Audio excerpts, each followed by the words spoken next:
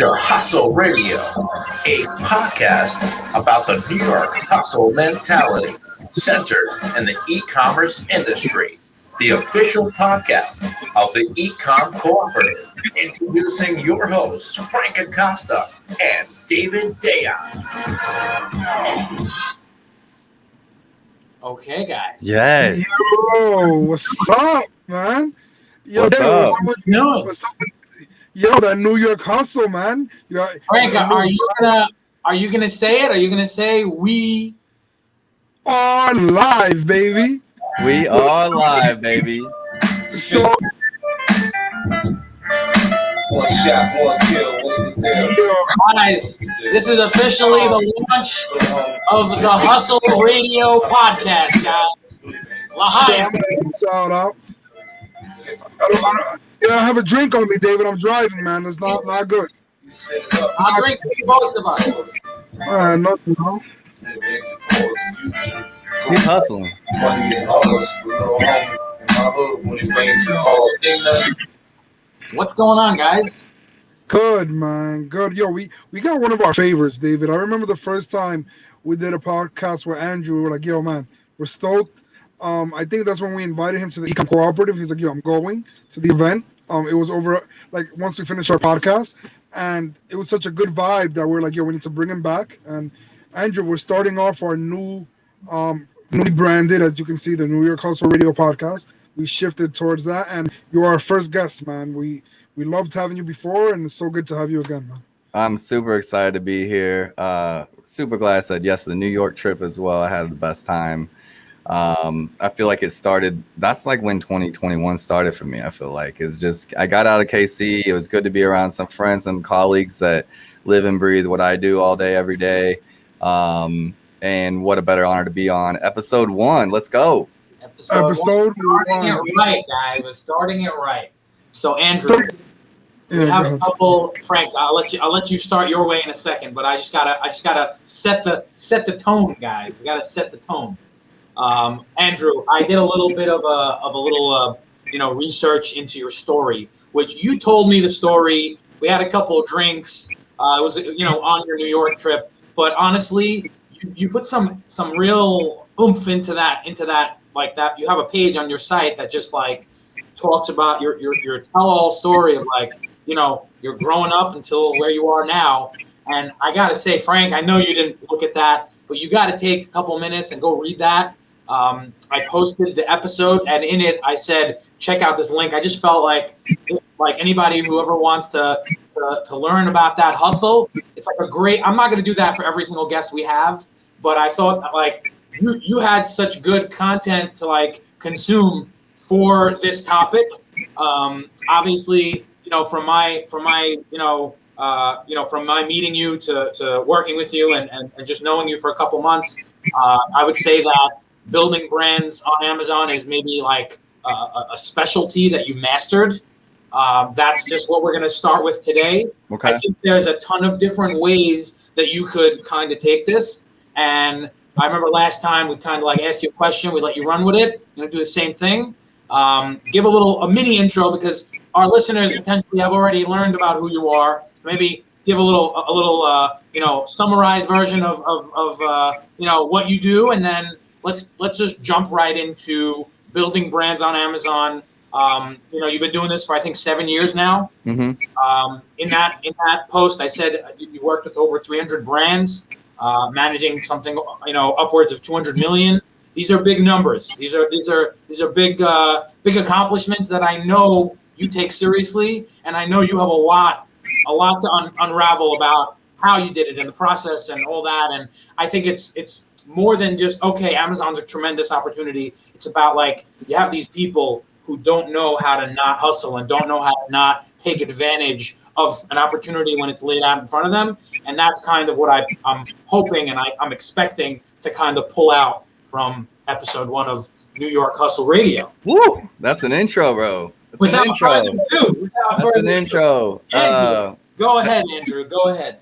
That page on my website, kind of telling my story. There's a girl that works with me that helps me with my website, and honestly, for the longest time, I didn't even work on my brand because I was just so busy doing this stuff. But she pulled it out of me. So, she helped me. That's me writing it. It's my words, everything like that, all the way down to it. But she definitely was like, people are going to love this. And, I just never shared that. I know you never share the intimate details, and she's like, people are going to soak this up. And I was just so precautious about it. I'm just like, people want to hear about this crap, this stuff we go through in life, but I do share my story, my Instagram, my hashtags are watch me work. And you get the people that are thinking you're full of ego, you get the people thinking you're full of yourself, you get all that. And if you're anybody that's anybody, you care a little bit about people thinking that about you. But I know that's not who I am, and I share my story because I'm nobody from nowhere. And, if I can make it, then, I do think like I know what I bring to the table. I work harder than most people. I'm medium level intelligent. You mix those two things together, you can get a long way in the world. But I'm also at the same time, I'm like, it just takes work ethic and relentlessness and passion and ambition. And these are all things that we can all have. Right. And, whether your journey looks just like mine or not, if you just stay focused and dedicated, I think, you can make whatever life you want a possibility. 100%. And so that's what I try to pass on is just watch me. I want people to look back just like Gary Vee. I've been helping brands on Amazon for 10 years. Marknology turned 7. So I've been in the Amazon space 10 years. 3 years matters in the Amazon world, right? But it's like in the words of like when people look at Gary Vee and they show him like 10 years ago, 15 years ago, and they hear him saying the same stuff today, they've got these mashups of like, he's on the same shit, like 10 years later. And I hope that's me. I hope that like when people are looking at my content, I've been posting it. I've been, on my grind for a long time. And when people can scroll back 7 years, 8 years, 10 years, they can see that this guy's been grinding. He's been hustling, so to speak, to get here. And it didn't come with just like, oh, I put a brand on Amazon and it got there. It's been watch me work. I'm documenting it for y'all, so you can find this is the blueprint of what it takes. Yeah, and to elaborate more on that, Andrew, I think the fruits speak for itself, right? You're not where you say you are where your clients talk about you, right?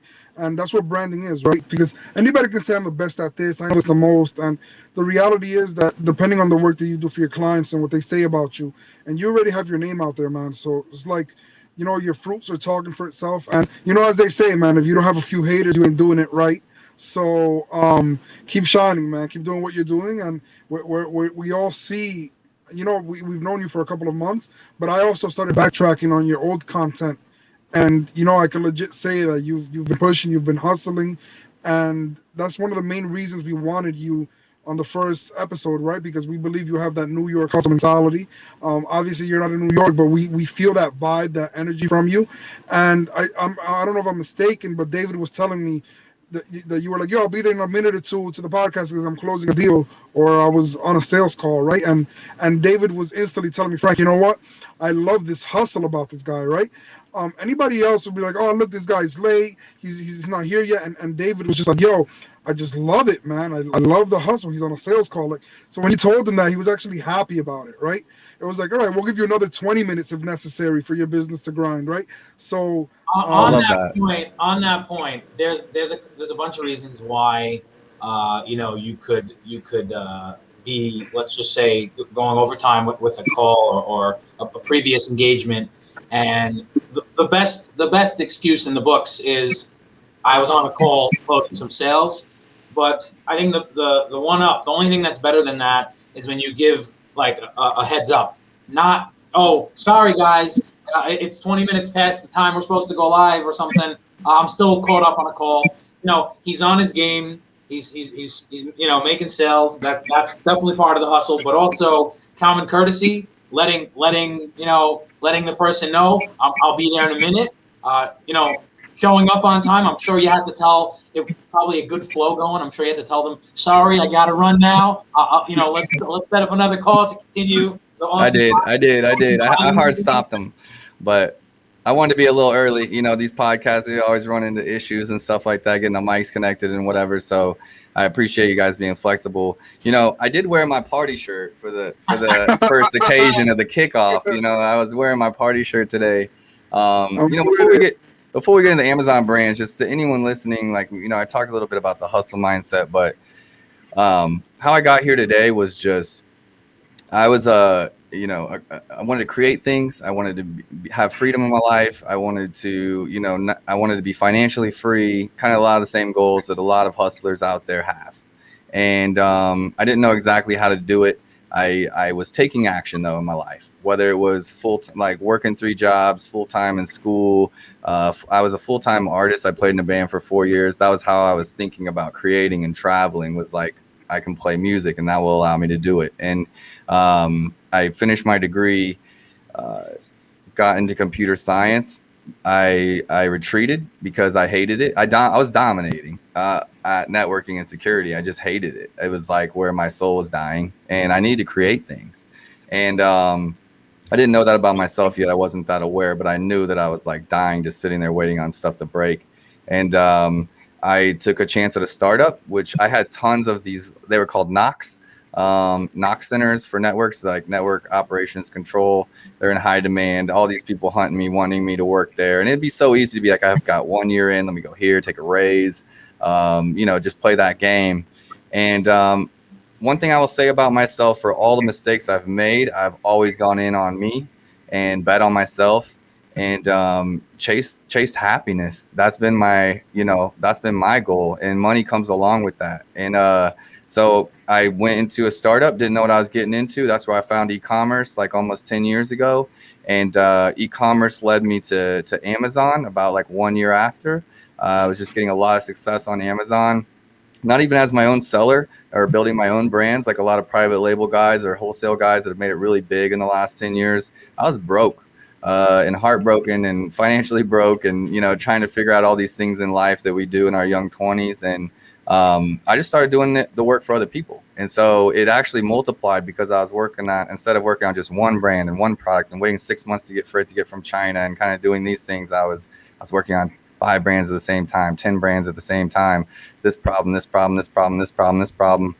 Before long, I had a book of problems with solutions and ways to solve them, you know? And so that just elevated into trying to focus on, I leaned into what I think Amazon cares about, whether it was like a great catalog or search optimization or how to run effective advertising or branding or any of those things that Amazon deems really important. I leaned into those and also focused on all the reasons why people would tell me no for helping them on Amazon, why the brands were scared to be there. I focused on all those problems, and that's really how I've gotten to where I am now as an agency. Has been leaning into those problems and knowing the solutions for brands, and then leaning into the platform that is Amazon instead of going against the grain, going with it. And you know, trying to put my mind in the mindset of either Bezos or the programmer that's been working with him, and being like, what do they want? You know, in a perfect world, what would this platform do, and how would it work, and what would a listing look like, and how, you know. And so yeah. So you talk about being an expert at launching brands and things like that. It's just that's how I got here today. Just kind of like leaning into things and believing in myself along the way. I love that. My dad, he didn't finish elementary school, and he built himself an empire. Yeah. He didn't have an education. He didn't have, you know, anything going for him. And, you know, he's like self-made. I know a lot of, you know, a couple different stories, like specific stories. A family friend, you know, he was an orphan, and him and his sibling had nothing, and they went from like literally, you know, he was a couple years old, like 7, 8 years old, and he started working. And this guy is one of the most successful people in my community, and happens to be, he's responsible for making a whole lot of other people successful. Yeah. And you just like, you see that sometimes, and like, you know, what you said about believing in yourself, and when you want to become something, you can do that. Like if you really, you can will something into existence if you want to bet enough. And you know, I think that's a good transition into you know, Amazon and building a brand in general. We obviously have Frank's input from just branding, the branding aspect. I want to ask you a question, a specific question. Yeah. Maybe there's a story you can answer with, but I want to know if there was ever I had a situation where you have a brand and the brand is a little dry and you don't really have much to work with. And you go out there and you kind of go to the drawing board and you figure out what's my story, how are we going to make this brand successful? Because part of it is connecting with the customer, establishing who you are as a brand, establishing trust. So I want to know if you have a specific instance that come to mind of a product that either had a terribly bad setup with branding or a terribly good setup with branding, meaning they had so much to work with and you had to because I think that when you have a lot of branding, it doesn't necessarily translate into Amazon all the time. There's still a decent amount of work cut out. I think that if you get what I'm asking, it's more about a unique experience that you've been through with a client or even a friend of yours that you've just seen firsthand, where either they had me personally, I obviously it would be cooler if you have a situation where they had nothing to work with and you kind of just figured it out, and maybe even give us a little insight into how you handled that. All the time. I think a little difference between maybe being in the Midwest and being in New York is the quality and level of brands that we're working with. I didn't get my start in Kansas City because I got my start on Upwork, which evolved from there. But Upwork is full of a lot of guys that are trying to do their own thing. You've got some hustlers. Hustlers don't know how to storytell. Hustlers don't know how to brand. I'm not saying all of them, but I'm saying they know how to flip stuff. They know how to make a dollar. They know how to make deals. They're deal makers. They're brokers. And so you find people that were good at first embracing Amazon in that way, but they weren't really branding, creative storytelling type people. They were people to figure out the Amazon issues and problems and gating issues and get past those and bring product from China straight over. It was a commoditized product that people bought. So it's really changed. And for me, it's taking longer in my career to get to those brands that really have great stories and branding behind them. And so along the way, I have built tons of companies that have had zero story, zero brand behind them. And really it's been almost you can call it selfishness or determination on my part and the part of the team that we were going to win no matter what. So if this brand was just going to give us this, we could be well, you're not giving us this. We're not going to be successful. We don't have any assets. We just can't. We can't help you. Well, in order to win and turn that brand into a referral for me, to turn that brand into a win, a trophy on the shelf, so to speak, a reputation piece, it was let's take this on ourselves to pull this out. And a lot of times it was starting with nothing. I think we talked about Leather Honey when I was there in New York and kind of pulling up some A+ pages we were looking at for creative and stuff like that. And that brand had a story in that it was a son that was a banker in New York that took his dad's saddle soap that was for leather conditioner and was using it around his community for a couple hundred people that buy bottles and it'd last forever. And the son was let's make a product of this. And they put it on Amazon a long time, early on Amazon. But it had no story. There was no story about the father and son. There was no storytelling about how the product can bring some of these keepsake items to life. There was none of that. So from video to photography to content to, imagine trying to pull a story out of a banker. It's just, that's the owner. That was the owner. And so, that's an example that we all know that on this call that started with just a brown label. And we're doing upwards of, I think, close to 10 million with that account now. But we're in 11 different marketplaces around the world. And one thing we did in the last 2 years with that brand, we did a lot of things to expand. We really invested in video. We really invested in photography at a high level. And we saw our conversion rates jump by almost 10 points over time. But when you look at the last 18 months or so, after we spent all that time in that work, one of the main areas we see it is in conversion. So it might even be shown in money saved on the advertising side because we're having to push less. Even if you don't see it as natural growth, some of those things can make your business run leaner. They're investments that pay off for a long, long time. Yeah, that's a fact. That's a fact. And look, it's like you said, right? Like sometimes branding is we overcomplicate it, right? We try to make it something that is not. We always try to overtell, and the reality is that less is more to a lot of things in life, right? Where if you do it correctly, you don't have to make so much noise. If you understand your market and who you're speaking to, and your designs and David's as well, I've realized that more and more, a lot of these Amazon agencies are understanding the power of branding and how to use it versus something that just looks good. Because right now, just looks good doesn't do the work, right? It's not just about looking good. Anybody could go and put up high photography, right? But it's the skill set behind it. And the reason people are hiring people like you and David, right? Because you guys have that understanding of how things need to look in order for the customer to enjoy it and Trust. want to purchase the product and trust it, right? It's like that love word, right? That's like everyone tries to describe it. Everyone has a different definition for it. I think that's kind of what branding can be. And branding is one of those intangibles that gets a negative connotation because so many people are like, I'm spending it for what? Right? That's what the owner is saying. I'm spending it for what? And it's like one of those things you can't draw a straight line to all the time. But it's one of those things that you have to have for a relationship to work. Like you need love, like you need these like kind of intangible things, right? To kind of draw the relationship. But and it's the only thing that makes you different. Right. Branding is the only thing that makes you different.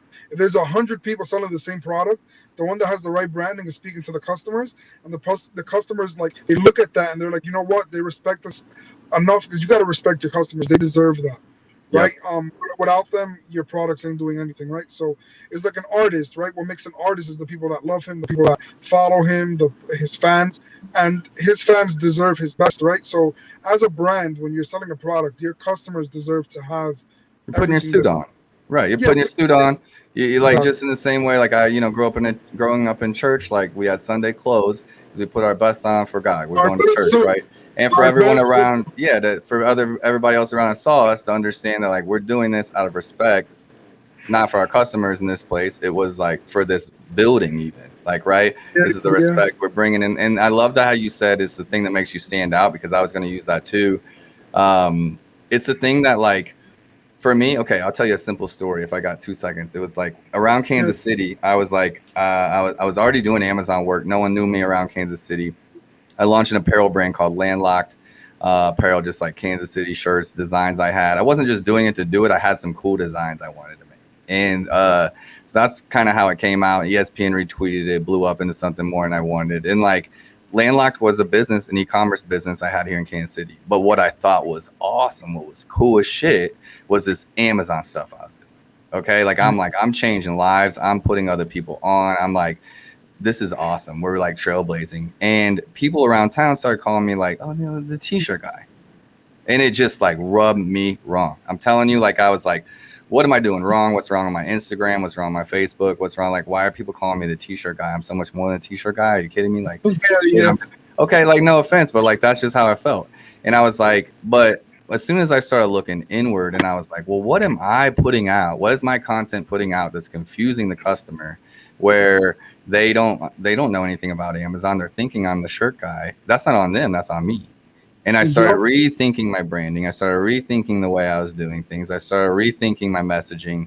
And now I'm the Amazon guy. Right. Like, and that's like, I know there's a guy called my Amazon guy. I love Steven. But around KC, I stopped getting called a t-shirt guy is my point. And I said, you know what? My brand is Amazon. I want people to know that if you're in KC, there's no one better to talk to than myself. And my brand was until everyone's calling me Amazon, that's what I'm focused on. And I went all in. And so that's, it's not really a brand story. It's my own.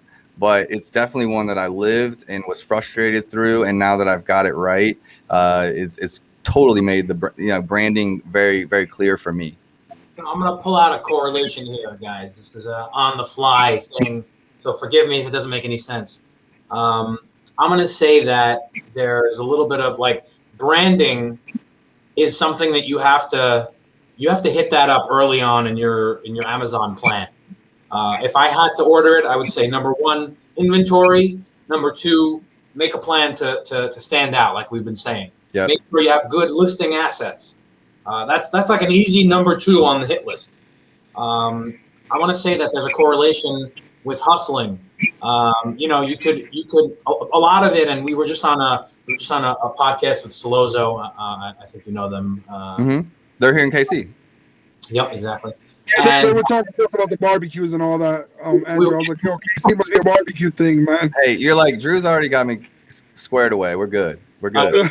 yeah. That's a fact. No, I love those guys. We're all homies. So they were telling us about how we were talking about the hustle. And we mentioned how we have Hustle Radio, and they kind of said like the first thing is showing up, and we kind of said like how we started No Name Podcast, and we're like we just started it, and we kind of pulled out. If you want to say that was like a pre. That was like hustle vibes. And we kind of like pulled out like step one of the hustle mentality. And basically like what you need to do is you have to just show up. You got to just start. Just start. I don't know if it's number two, but I want to say it's early on. You got to figure out what you're putting out into the world. You got to figure exactly like you just kind of said. You got to figure out what your messaging is. Who are you? And you got to look. You got to look internal. You got to look at yourself and kind of make sure that what you want everyone to see is what you're putting out into the world. One thing that's been almost made sense for me before business, whether it's on Amazon or it's B2B selling or whatever you're selling, is like dating, right? So like for me, I see so many people that are frustrated with their dating life, and I'm like, they just have no awareness about what they're putting off, right? And so you attract what you put off. And so I can see this girl is frustrated, continuing to get these kinds of guys, and this guy continuing to get these kinds of girls, and just like, I don't know, I get bored, and like, or like whatever their excuse might be. And I'm like, have you checked your messaging? Like, what's your brand putting off as a person? Are you interesting? Are you someone that's fun to be around? Are you someone that's, cultivating that type of behavior in a relationship? Like, what vibe are you putting off? And sometimes it's like you're just confused. You're attracting the skater boy, but you really want the business guy, and you're like, well, that's because you're putting off like a hippie vibe, and you want the business guy. On point. On point. Yeah, so on point. I'm just a simple guy, but it's like it's those lessons and some of those things like that can really, really help when it comes to Amazon. And if I had to say the most important things on Amazon, I would say the top three are inventory. I just do inventory, right? And then branding and value prop and all those things. And it's also like if you're listening to a podcast from 10 years ago, just get the product on Amazon, you're gonna win, right? Because no one's there. 10 years down the road, branding is everything. Right. So, and it's, that's the next thing. You can't just get a product from Alibaba and put it up anymore. Take a look at the most successful brand on Amazon right now. Anchor. I'm just gonna throw it out there. They do a phenomenal job with their branding. So, I mean, it's not that complicated, honestly, branding. Like, I want to take it a step further and crack that nut open a little bit. It comes down to making sure that you understand the assets and the features of your product. Why should I buy what you have? Once you understand that, it's really about just communicating that with the potential customer, and you have a bunch of different ways to do that. The title, the bullets, the product description, the images, the enhanced brand content, the video, the storefront, the video on the storefront, the related videos that you can upload you can video yourself unraveling the product, unboxing the product and using it and saying what it's for. They don't have to know that you're the owner. They can just think that you're an enthusiastic shopper. But it just goes with making sure that anybody who wants to buy that, anybody who's in the market for the product you're selling, A, find your product, but B, because obviously when you're looking at 4 or 5 products on the page, you want to make sure that your product stands out. You have a big picture. They can zoom up on the item. They can see it. That first angle is all that matters. Then once you get past the first barrier, the rest of the information that you put together about your product is what matters. Yep. And branding yourself doesn't really mean much more than just showing up and bringing to the table whatever it is that matters. You know what's crazy? And not to cut you off, Frank, I was just saying that like the big brands that care so much about branding, they get branding. Nikes, like, you know, just Under Armour, like just think big that have spent thousands and thousands and millions on branding. It's strange that those are the brands that don't really care about branding on Amazon. They have so much fear that they don't know how to tackle it, or they have people close to them telling them it's impossible.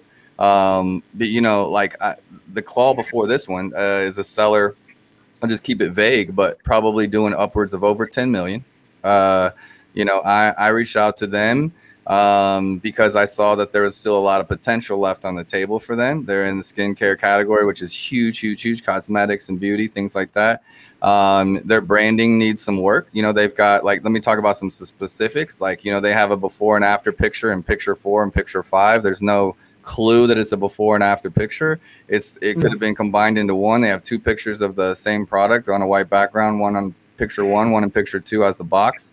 Picture 7 doesn't have a video, Frank. They need you. You know, picture 6 could be like talking about how it's animal cruelty free, you know, things like that, benefits of the product. You know, and we've opened up 3 or 4 image slots just by combining the photos. Like, that's storytelling. 100%. Brand's already doing My favorite. well. They're doing well, but they're also plateaued.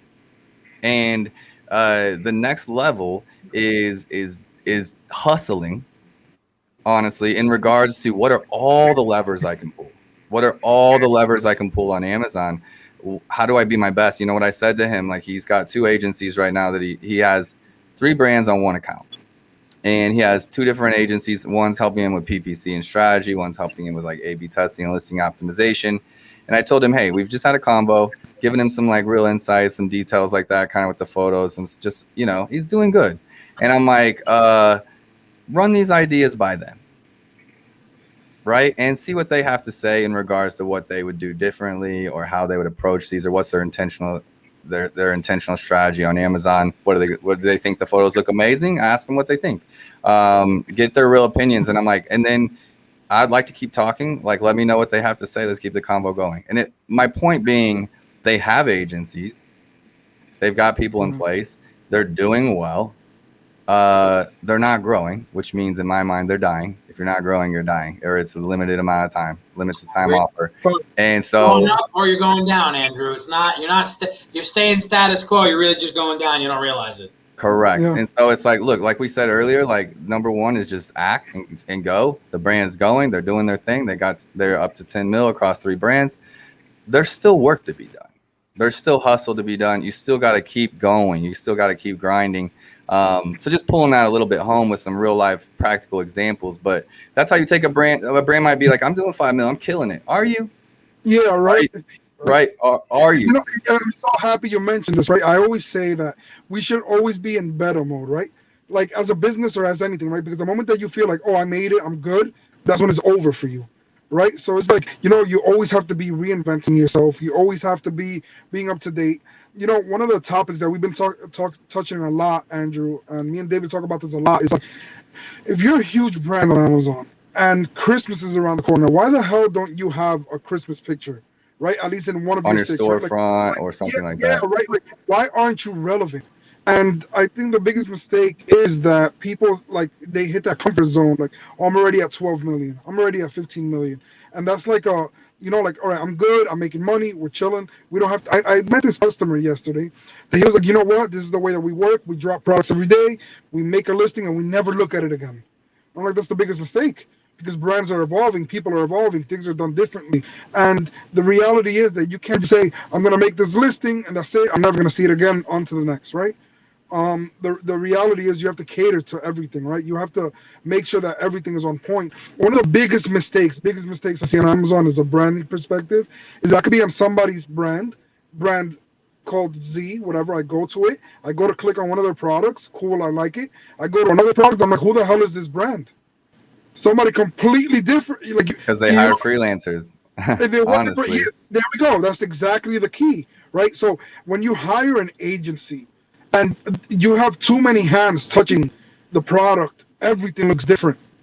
When you go and hire a freelancer because you want a shortcut, when you go to Fiverr because you want something done at a cheap rate because you don't want to pay the agency that you know that will do it correctly, but you don't want to pay that rate, so you go to Fiverr, and then, dude, your whole brand looks completely. There's nothing that represents it. Everything looks different. I feel like I jumped from another brand to another, and that's a huge issue that has to be solved because Huge issue. Huge issue. it's 2021, like we said. There's more brands than ever on Amazon. You can't get away with the things that you got away with in the past. You can't get away with putting just 2 pictures, right? Correct. At one point, everybody's used to seeing 7 pictures. Just let's put it on a psychological level, right? Everybody's used to seeing all pictures. They go to a page, has 2 pictures. They're like, "What the hell's going on here? Something must be off here." Right? And it's just the reality, man. Like, whatever real estate Amazon allows you to put, if they tell you today you could put videos, make sure that you're putting a video, even if it's not the best video in the world, right? The fact that you're saying, you know what, I'm going to put something out there, and then I'm going to elevate it, and I'm going to, like, people that are just starting on Amazon, everybody knows that there's so much funds that have to be allocated, right? But even if you give a damn, just give a damn a little bit, and you can make things work, right? You And know, it comes down to that hustle. I'm so surprised at how many brands, like, you don't even have to hire an agency, right? Like, you can figure this stuff out on your own by studying the listings that look great if you want. Now, you can't solve all the problems, but you can do some of the branding stuff if you wanted to just study the I've been studying the competition for 10 years. Like, of course, some of these true Amazon OGs, I would find out who they were. I'd study their listings. I'd see exactly what they're doing. They'd start following me on Facebook. I'd just watch everything they're doing. I would watch everything they're doing, and then I would make it better because that's who I am. 100%. Right? So, like, I'm like, everyone can do that. You don't have to hire me if you want to, right? Now, I have a team that's not just me. So whenever you get my agency, you get my team, which has expertise even beyond what I can bring to the table. Like 100 years plus. Yep. Right. And it's like, so one, I like to say that to the brand that was like, just create listings and put them up to anyone that's listening. Like, that is not how Amazon works. This is a catalog. This is an algorithm that gets better with data. If you don't have an agency, if you don't have someone on your team that's interpreting your advertising data and your keyword data and saying, hey, maybe I actually need to take out these 4 keywords out of this listing and put 4 different ones in there because I ran advertising and I ran $1,000 on each keyword and they didn't convert at the level I want. That's going to kill my conversion rate. So maybe I was getting sales from those terms, even if I'm not advertising on them, they're coming in organically and bouncing because it's not a term that actually brings sales. It's hurting my conversion rate. Do you even know where to look at for conversion rate on Amazon? And if you do, and you see it's hurting your conversion rate, it's hurting your overall score across everything else. So simply by creating a listing and never looking at it again, you might have keywords in there that are causing your listing to bounce, causing customers not to buy your product, which ultimately is having Amazon push you down on the ranking system and the algorithm, and you're not getting the best results you can get. So if you're going to go to the work of sourcing, building, designing, packaging, branding a product, do us the kindness to at least like look at it again, you evaluate your data, see how results are doing, and continue to improve. I couldn't believe that. Can we just say, Andrew, that like if you're in Amazon, you just have to give a damn? Can we just like just talk straightforward, like just care about your customers, man? They deserve it, right? They're making your brand grow. They're buying your products. They're being loyal customers. Give a damn. Like, be there for them. Give them what they want to look for. It's like when you have your phone and your favorite app doesn't upgrade, how do you feel as a user, right? You're like, wow, man, this is super cool, man. I like this, right? So it's the same thing on Amazon, right? Where you're following a brand and you go back to the listing and you saw something updated. You're like, wow, man, this is like. You said the key words, Frank, and you might not know this, but you said following a brand. And now they have a button on everybody's store that you could click follow the brand. And I heard a year or 2 years ago from some of my connections at Amazon, they were telling me Amazon wants to become more of a social platform. Mm-hmm. They want you to connect with the brand. They want you to follow the story of the brand. And again, it just shows you how important it is to brand yourself with a story and actually say who you are and say why people should buy from you. Frank was saying on the podcast with Solozo, part of what he's realizing, because he hasn't been in the Amazon world forever, but something that he learned very early on was you got to take advantage of everything you could get. And if you tomorrow, if you're allowed to put 20 images up on Amazon, put 20 images. Yeah, 100%. Take advantage of everything you could take advantage of. Now they have videos. It's not only just brand registry approved people that can add videos. Anybody can add a video. That means that this is going to be the year of whoever adds a video will see success, and whoever doesn't will fall short. Why? Because now you can do videos. So if you don't do videos, you're just not showing up to the party. And what did we say? Step one of the hustle is showing up. Step one of the hustle is showing up. Look, look, this is the reality, man. I think that this is like we actually got like a little theme here. We got like a little lesson. We got like a little message here. 100%. And David, I want to add on to that because it's like it keeps getting deeper and deeper, right? Like when people ask me, Frank, how did creative percent come up? How did you get these customers? How are you dealing with these big brands? And I'm like, I'm a product of failure, man. I'm a product of doing things wrong and figuring it out. So this is the thing with Amazon, right? Like you need to figure it out. And sometimes sometimes you'll do something and it'll fail. And the reality is that's okay. Like it's a learning curve, right? You fix it and you don't do it again, right? So it's a product of not failing forward, man. Failing forward is what makes everybody successful in any business that exists, right? So, I want to touch on the failing aspect, Frank. I think this is a good way to end off the episode. You say this a lot. Part of success. And I have a nice sign on my wall that says that, the first step is risks. Jump a couple, you got hustle. Jump a couple, you got discipline. Jump a couple, you got dedication. And then on that list, you have failure. And failure is definitely part of that hustle, mentality, and part of that, to do that you need to just get down. You have to show up and you have to fail. And, Frank is very big on, sharing his failures. I think the way that I knew who Frank was from a series of posts he would do where he would say, I went to a meeting today and I didn't get the business and I'm going to go to another meeting tomorrow and keep on keeping on. And like, you don't have enough of that because you have too many people showing their car and saying how they bought their dream car. I think that's one of the most cliche posts you could do when you're a successful influencer. I'm giving away my car, or I have this car, I'm getting a new car, the whole car thing. Sign up for my course. But that was a jab. I'm sorry to anyone unofficially. No, I love it. That was perfect. The failure thing, like, if you read, we were talking about Andrew Morgan's story on the Markenology website. That's what that story is. And I will say something to any like budding entrepreneurs or hustlers. Like, I'm 34. I've lived a lot for 34. I've done a lot of things, grew up around the world, Africa, Hawaii, school, traveling in a band, like done a lot of things. I used to look back at the things I quit from or moved on from or didn't work out well or a divorce or any type of thing. And it was just like, man, none of those things hit. None of those things hit. None of those things hit. None of those things hit. Failure. And especially in like, I come from a religious background. I wasn't a minister. I didn't turn out to be a minister. There's just a lot of things like that. And it was really this frame reshift where I started looking at those. If failure is a precedent for success, if you have to have failure to be successful, well, I'm way the hell ahead of everybody else.